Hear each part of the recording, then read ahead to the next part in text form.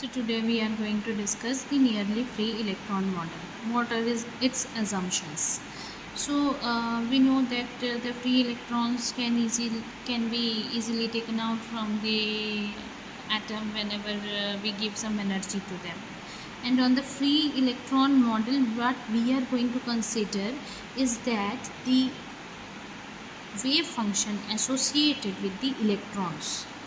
We all know that the allowed energy values are distributed from 0 to infinity. In the free electron model, actually, it happens that the free particle, we exhibit the wave functions of the free electrons through the free particle Schrodinger equation. So the free particle Schrodinger equation, we can write the free particle Schrodinger equation in 3 dimension: h cross square upon 2m del square by del x square plus del square by del y square plus del square by del z square psi k r is equals to epsilon k psi k r.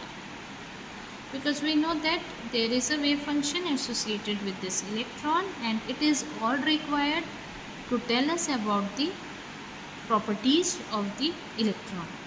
Now if the electrons are confined to a cube, we are considering a cube of HL, okay, then the wave function, we are saying that the wave function should be a standing wave. Then how to express it? We will express it as psi and r is equals to a sine pi nx upon L sine pi and y upon L sine pi nz z upon L, where nx and y and z, we know that these are positive integers, and the origin is at one of the corner, okay, one of the corner of the cube. So the wave function should be periodic in xyz. Whenever we are saying that it is periodic, means after a certain period of time it is repeating itself. This is what about crystal structure, okay. So it is periodic with a period L. Therefore the wave function psi can be written as or expressed as psi x plus L yz. This will be equal to actually psi x y z, and similarly we can write for y and z coordinates.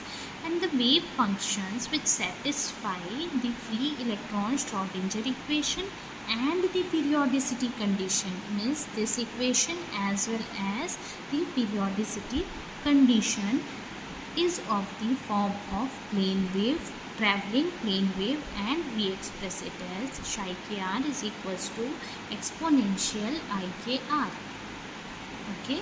So we have expressed standing wave as only psi, and this traveling